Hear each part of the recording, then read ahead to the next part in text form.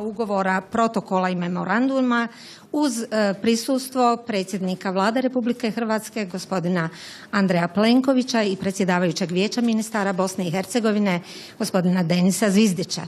Prvi ugovor koji će se potpisati je ugovor između Vijeća ministara Bosne i Hercegovine i Vlade Republike Hrvatske o europskom partnerstvu.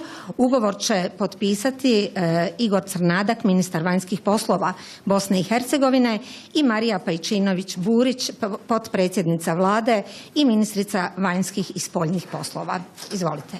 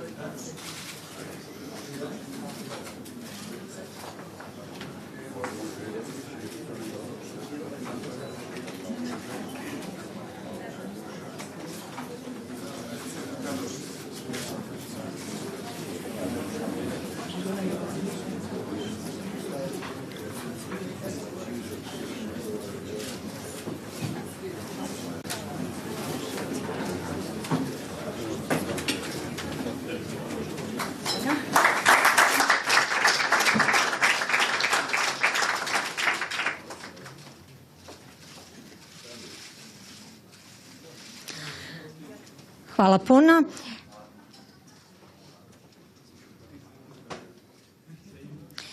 Protokol o saradnji između Vijeća ministara Bosne i Hercegovine i Vlade Republike Hrvatske o traženju nestalih osoba potpisat će Semiha Borovac, ministrica za ljudska prava i izbjeglice Bosne i Hercegovine, i Tomo Medved, ministar hrvatskih branitelja. Izvolite.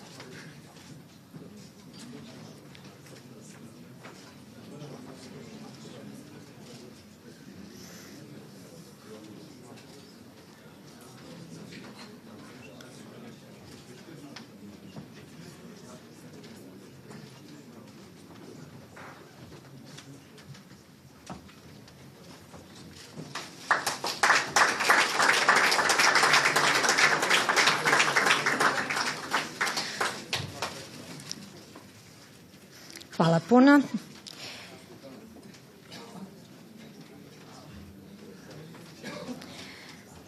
Ugovor između Vijeća ministara Bosne i Hercegovine i Vlade Republike Hrvatske o uzajamnoj zaštiti tajnih podataka potpisat će Mijo Krešić, zamjenik ministra sigurnosti Bosne i Hercegovine, i Pjer Šimunović, predstojnik Ureda za nacionalnu sigurnost u Vladi Republike Hrvatske. Izvolite.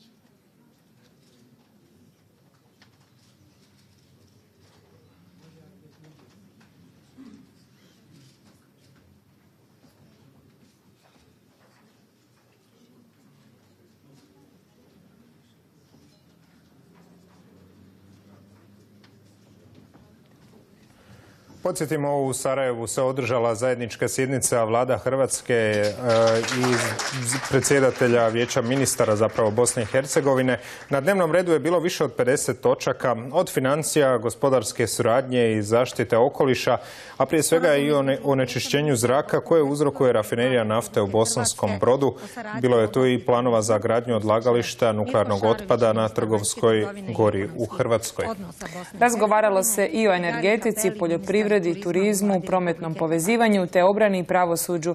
Nakon sjednice, kako je najavljeno, evo u ovom trenutku i potpisuju se ugovori.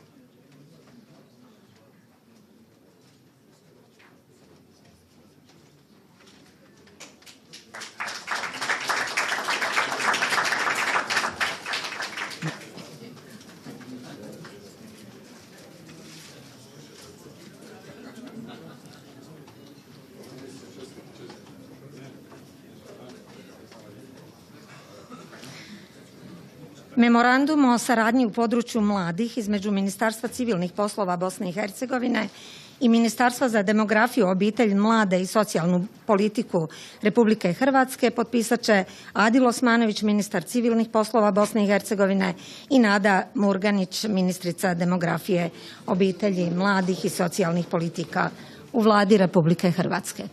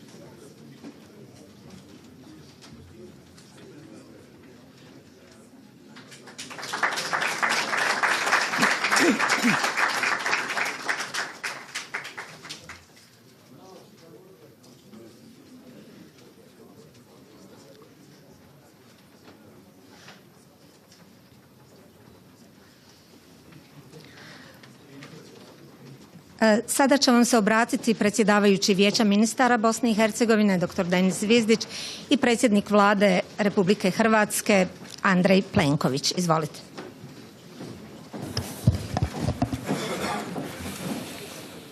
Poštovani prisutni, poštovani mediji, uvaženi premijer Plenković, uvaženi članovi Vlade Republike Hrvatske, uvaženi članovi Vijeća ministara Bosne i Hercegovine, evo još jednom vas pozdravljam. Moje ime Vijeća ministara Bosne i Hercegovine. Kao što ste čuli, održana je zajednička sjednica Vijeća ministara Bosne i Hercegovine sa Vladom Republike Hrvatske i obzirom na činjenicu da smo razmatrali više od 50 tema ili više od 50 tačaka dnevnog reda pripremljenih od strane nadležnih ministarstava, sročenih na jedan vrlo ozbiljan, profesionalan način, imajući u vidu definisane zaključke koji daju vrlo jasne smjernice i izražavaju spremnost dvije vlade da se nastavi raditi na rješavanju svih aktualnih projekata u jednoj ubrzanoj dinamici na bazi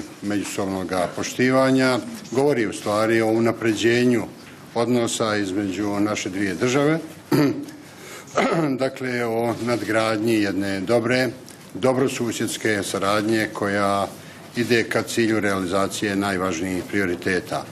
Ono što je posebno istaknuto na sjednici sa strane Bosne i Hercegovine, odnosno Vijeća ministara Bosne i Hercegovine, jesu naši najvažniji vanjsko-politički prioriteti sa posebnim fokusom na europske integracije i naravno razgovaralo se i o svim drugim važnim pitanjima iz oblasti ekonomske saradnje, iz oblasti jačeg infrastrukturnog povezivanja, posebno oblasti saobraćaja, u rješavanju pitanja koja značajno mogu unaprijediti protok roba, ljudi i kapitala i olakšati međusobno djelovanje, međusoban rad i privrednika, ali svakako i olakšati život naših građana, pogotovo u pograničnim dijelovima. Zbog toga smo razgovarali i dogovorili otvaranje novih graničnih prijelaza i razgovarali smo o svim drugim aspektima naše saradnje, dakle u smislu obrazovanja, sporta, zdravstva, kulture, socijalnih pitanja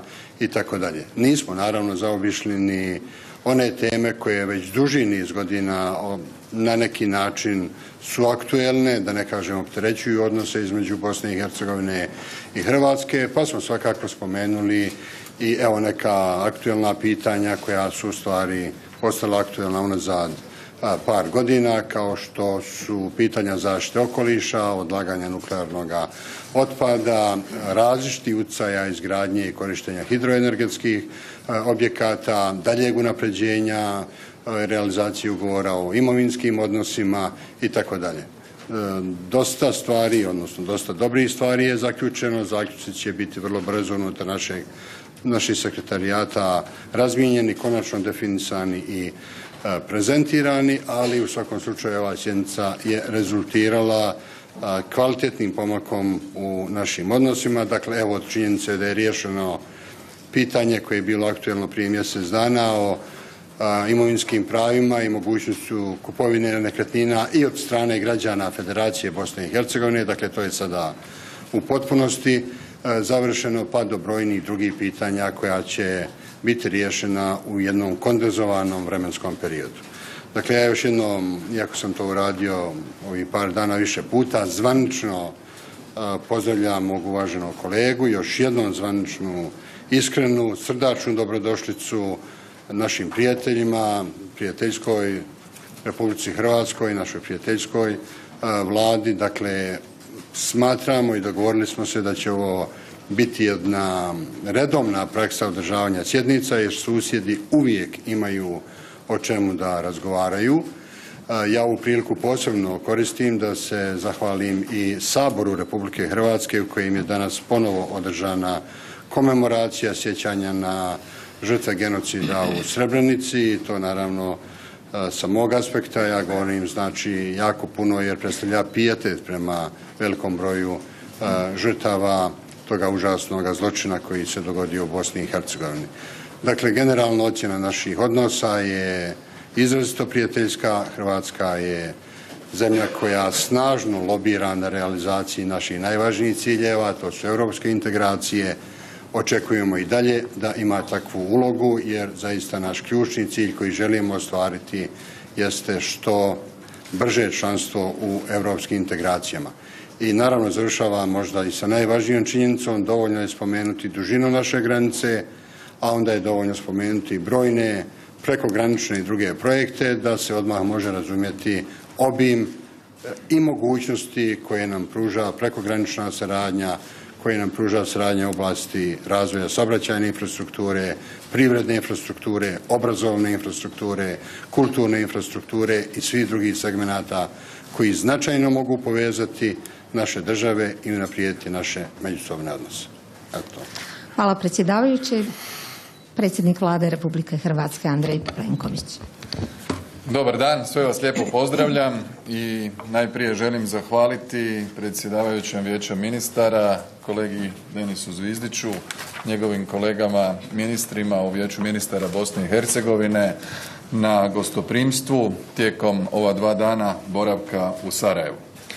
Također zahvaljujem i mojim kolegama, članovima Vlade Republike Hrvatske, svim našim suradnicima koji su predano radili proteklih mjeseci kako bi se realizirao dogovor nakon ovog prvog posjeta Sarajevu ovdje 28. listopada kada smo se dogovorili da će se u našem mandatu dogoditi druga zajednička sjednica Vlade Republike Hrvatske i Vijeća ministara Bosne i Hercegovine nakon one održane 2010. godine u Splitu.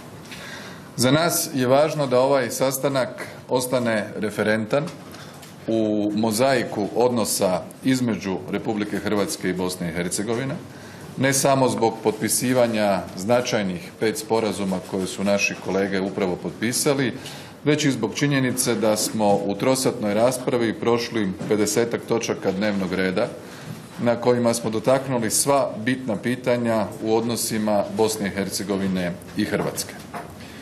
Po meni, u bilateralnom smislu za Hrvatsku važnije države od Bosne i Hercegovine nema. Povezanost naših dviju država, naših naroda je povijesna, je upućena jedno na drugo i u geoprometnom položaju, a i u kontekstu naših odnosa u proteklim godinama kao i zajedničke europske perspektive. Upravo na tom tragu Hrvatska želi riješiti što je moguće više otvorenih bilateralnih pitanja koje su s nama proteklih godina, ali isto tako snažno podupirati Bosnu i Hercegovinu kao cjelovitu i funkcionalnu državu na njenom reformskom putu i na putu prema članstvu u Europskoj uniji. Upravo stoga ovaj sporazum o europskom partnerstvu bit će naš doprinos da se proces koji je sada intenziviran ne samo stupanjem na snagu Sporazuma o stabilizaciji i pridruživanju, već i podnošenjem zahtjeva za članstvo u Europskoj uniji kao i trenutnom izradom odgovora na upitnik Europske komisije kreće prema dobivanju statusa kandidata za Bosnu i Hercegovinu, što bi po mom dubokom uvjerenju unaprijedilo proces reformi i kvalitetniju suradnju na svim razinama vlasti. U gospodarskom smislu Hrvatska je prvi vanjsko-trgovinski partner Bosne i Hercegovine. Bosna i Hercegovina je 6. vanjsko-trgovinski partner Hrvatske. U proteklim godinama uložili smo više od milijardu eura u Bosnu i Hercegovinu. Namjeravamo tim putem i nastaviti jačati gospodarske odnose.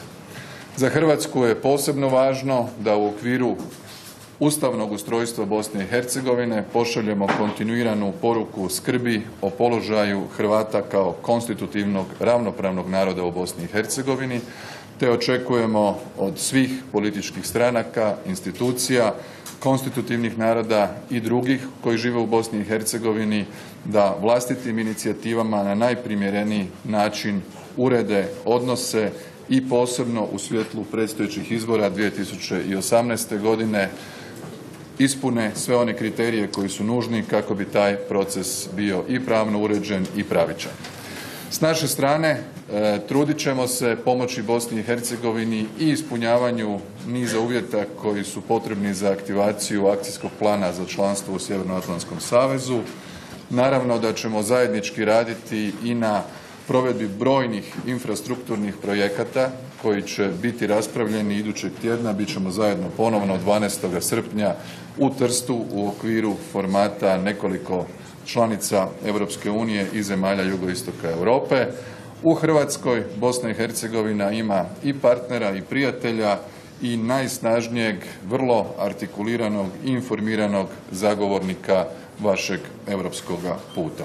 Povjerenje koje gradimo, bliske odnose sada između svih članova vlade, iskoristit ćemo da u svojevrsnom hodogramu budućih aktivnosti u svim resorima u mandatu koji je pred nama iskoristimo za rješavanje onih pitanja koje su dulje vremena na dnevnom redu, a evo ovaj dogovor o pravu stjecanja vlasništva nad nekretninama bez ograničenja u Federaciji Bosne i Hercegovine i u Republici Hrvatskoj za državljane obje zemlje je ispravan korak u tom smjeru.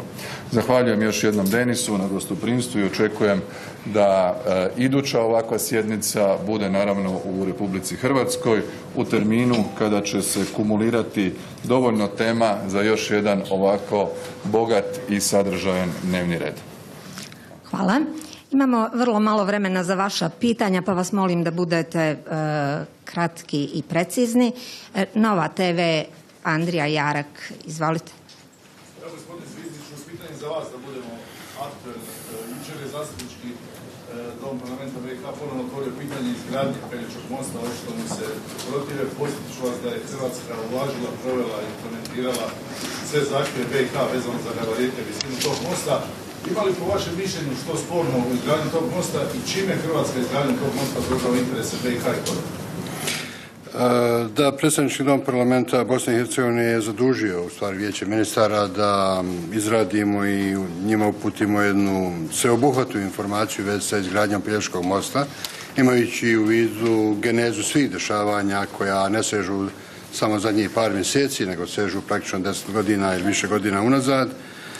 Mi se kao Bosna i Hercegovina naravno nikada ne miješamo unutrašnja pitanja drugih država, u njihovu politiku, način kako će realizirati svoje projekte, ali naš zadatak je da štitimo interese Bosne i Hercegovine i u tom smislu i danas smo o tome razgovarali, donijeli određene zaključke. Mi posmatramo to pitanje sa aspekta neškodljivog prolaza u unutrašnje morske vode Bosne i Hercegovine, odnosno pristupa Bosne i Hercegovine otvorenom moru u skladu sa konvencijom Ujedinjenih nacija o pravu mora i razgraničenju na moru i to je u stvari ključno pitanje zbog koga imamo i formiran jedan tim za pregovore sastavljen od strane resornih ministara i osoba koji imaju veliko iskustvo i struku u toj oblasti i u tom smislu ćemo ostati vezani samo za zaštitu interesa Bosne i Hercegovine u vezi sa pitanjem, odnosno sa definiranjem našega stava vezanim za pristup otvorenom moru, jer Bosna i Hercegovina još uvijek nije usvojila konačne strateške planove o budućnosti naših teritorijalnih voda ili onoga što će eventualno biti izgrađeno u Neumu ili onome dijelu mora koji pripada Bosni i Hercegovini. Naravno, sve ostalo je unutrašnje pitanje Hrvatske koje ćemo mi poštovati. Dakle, vi osobno nemate ništa? Ja osobno se zalažem za poštivanje međunarodnih standarda i konvencija unutar kojih Bosna i Hercegovina mora imati potpunu zaštitu. Vlado Marić, N1 televizija. Da li je bilo danas razgovora temama koja sve češće dolazi iz Hrvatske kada je u pitanju Bosna i Hercegovina? Vidjeli smo jučer hrvatska predsjednica je ponovno BiH nazivala s pitanjem ekstremizma i terorizma. Gospodine Zvizdiću, jeste li vi tu eventualno pokrenuli to pitanje od čega to Hrvatska eventualno strahuje? I drugo pitanje, kada govorimo o vašem posjetu prošli puta Sarajevu, nakon toga su slijedila okićenja bivših pripadnika HVO-a, kada ste rekli da bi se drugačije planirali posjet Sarajevu, očekuje se presuda Prliću i drugima. Mogu li te ratne teme i pitanje spravo u slučaju to biti kakve spotica na vodi se na između Zvijezetu i prijateljskih? Evo, ako dopustite, samo da se prije nego što odgovorim na vaša dva pitanja, kratko referiram na pitanje gospodina Jarka. Dakle, raspravljali smo o brojnim mostovima koji trebaju povezati Bosnu i Hercegovinu i Hrvatsku, i most u Svilaju i most kod Gradiške, a za Hrvatsku je posebno važan projekt izgradnje Pelješkog mosta koji time povezuje na jedan izravan način južni dio Dubrovačko-neretvanske županije sa Hrvatskom. Sve informacije o tom projektu kontinuirano godinama nadležna ministarstva komuniciraju sa našim partnerima u Bosni i Hercegovini i sve što Hrvatska radi u skladu je sa međunarodnim pravom i u duhu dobrosusjedskih odnosa. Ono što je posebno važno, riječ je o projektu za koji smo već dobili odobrenih 357 milijuna eura nepovratne pomoći iz sredstava Europske unije, što je za nas posebno važno i u kontekstu apsorpcije sredstava koje imamo u okviru ove financijske perspektive, i siguran sam da ćemo u međusobnom dijalogu u cijelosti do najsitnijih detalja razjasniti sva pitanja, i ona koja se tiču neškodljivog prolaska, ali ona koja se tiču tranzitnog prolaska. Što se tiče pitanja suradnje u području procesuiranja ratnih zločina, prije nekoliko dana ovdje, evo na jednom od svojih prvih radnih dana kao novi ministar pravosuđa u Bosni i Hercegovini, jednoj konferenciji posvećenoj završetku rada Međunarodnog kaznenog suda za bivšu Jugoslaviju, bio ministar Bošnjaković, bio ovdje i državni odvjetnik Republike Hrvatske Dinko Cvitan. Oni su već tada održali intenzivan dijalog sa ministrima i tužiteljicom u Bosni i Hercegovini. To je tema koja je izuzetno važna i bitna je za naše državljane. Čitava komunikacija oko procesuiranja ratnih zločina je relevantna i za braniteljsku populaciju, ali i za jedno važno načelo, a to je da se izbjegne nekažnjivost. Dakle, to je postulat na kojem Hrvatska drži svoje pozicije, ali isto tako očekuje kvalitetnu razmjenu informacija, neselektivan pristup temi procesuiranja ratnih zločina, te u konačnici i ovaj rad koji je napravljen u Haagu u proteklih 20 godina da se nastavi pred nacionalnim sudovima. U svakom slučaju ne očekujem da te teme opterećuju naše odnose, nego naprotiv, kvalitetnom suradnjom da riješimo preostala pitanja. Hvala. Zoltan Kabok. Što se tiče pitanja terorizma, mi smo naravno u onom dijelu koji se odnosio na suradnju u području pravosuđa, području sigurnosti, razgovarali i o toj temi, osobito nadležni ministri. Važan je aspekt za Hrvatsku da evo iz Hrvatske primjerice nismo zabilježili niti jedan slučaj. Evo prije nekoliko dana posjetili smo Islamski centar i potpredsjednica Vlade Martina Dalić i ja i predsjednik Hrvatskog sabora, i vrlo pohvalno konstatirali da nitko iz Hrvatske nije otišao na različita ratišta na Bliskom istoku, i za nas je to pohvalna situacija. A kada je riječ o suradnji u području sigurnosti i terorizma, pa i jedan od ovih sporazuma koje smo danas potpisali ima za cilj kvalitetnu razmjenu informacija i povećanje stupnja sigurnosti kada je riječ i o situaciji u Bosni i Hercegovini i u Hrvatskoj. Hrvatska radiotelevizija. Samo što se tiče terorizma, dakle, pitanje terorizma je pitanje globalnog problema, globalne pošasti od koje niko nije zaštićen. Nažalost, u zadnje vrijeme, u posljednjih godinu dana, mi svjedočimo čestim izjavama dužnosnika iz čitavog regiona. To nije pitanje samo uvažene predsjednice Hrvatske, nego i drugih dužnosnika koji govore o terorizmu, ali u Bosni i Hercegovini. Dakle, jedini ispravan pristup, i to je moja poruka, jeste da se prvo pospremi osobno, onda se gleda u dvorište od komšije. Što se tiče Bosne i Hercegovine, ponavljam još jednom, više puta sam to kazao, u zadnjih 16 mjeseci nije se desio nijedan odlazak BiH državljanina iz Bosne i Hercegovine na strano ratište. Ukupan broj povrataka je 46, a ne više hiljada kao što je to bilo spomenuto. Dakle, mi smo jako posvećeni borbi protiv terorizma. To su podaci naših obavještajnih agencija koje smo razmijenili sa Europolom i ostalim međunarodnim agencijama koje se bave pitanjima terorizma, i dalje ostajemo posvećeni borbi protiv terorizma i svih oblika ekstremizma. i dalje ostajemo posvećeni aktivnoj saradnji s našim susjedima kako bi imali jedan integralan pristup tom velikom problemu od koga, kažem, nije niko zaštićen i zbog toga moramo djelovati na neki način potpuno integrativno i boriti se protiv te globalne pošasti. Hrvatska radiotelevizija, Zoltan Kabuk. Pitanje za obojicu premijera. Postoji jedna tema koja već okuplja javnost dosta dugo, životna je, riječ je o koncernu Agrokor, proces restrukturiranja. Znaju li se strateška promišljanja u kojem pravcu i kako će se to raditi na tvrtke kćeri u Bosni i Hercegovini?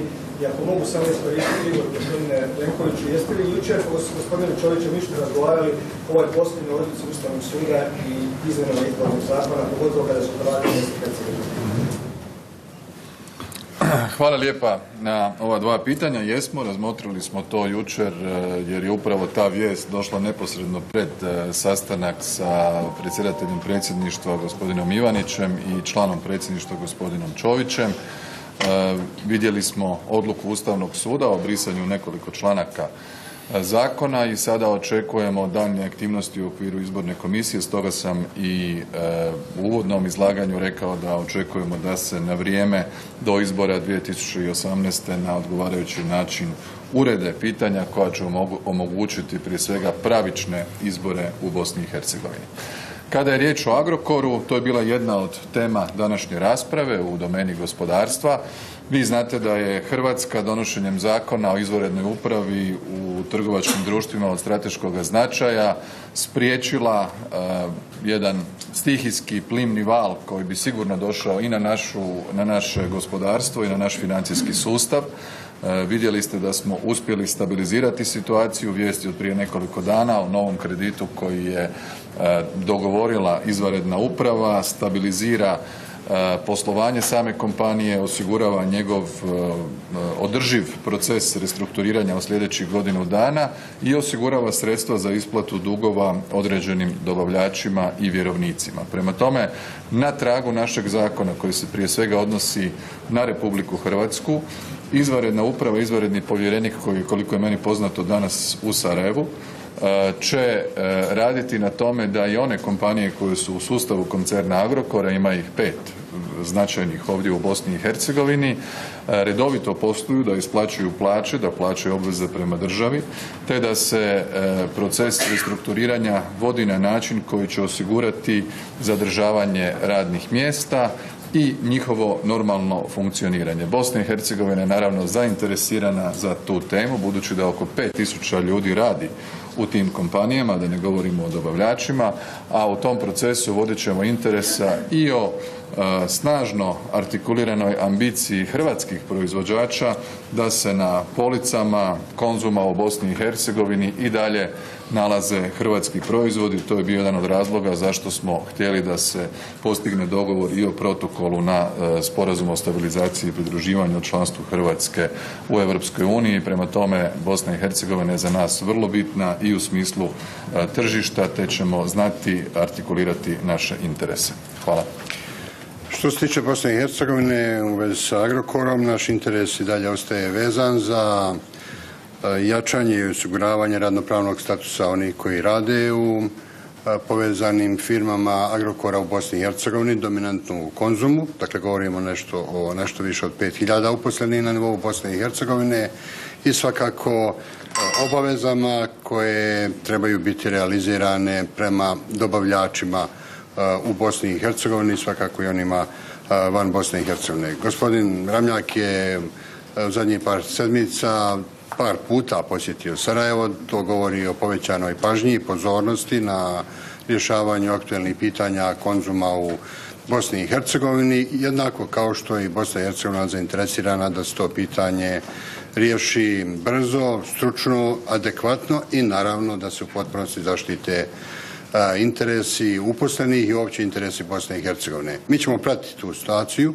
u kakvom će pravnom statusu nastaviti egzistirati Konzum ili Mercator Bosne i Hercegovine. To ćemo naravno vidjeti poslije završetka svih procesa restrukturiranja, ukupnog restrukturiranja Agrokora, ali zaista uradit ćemo sve da zaštitimo u tom smislu interese Bosne i Hercegovine i moram reći da do ovoga momenta zaista imamo vrlo pozitivan i konstruktivan odnos gospodina Ramljaka kao i svih onih koji učestvuju u vezi sa temom Agrokora, evo uključujući naravno i posebnog izaslanika vlade Hrvatske i u konačnici uvaženog premijera Plenkovića. Hvala vam puno, ovim je konferencija za medije završena.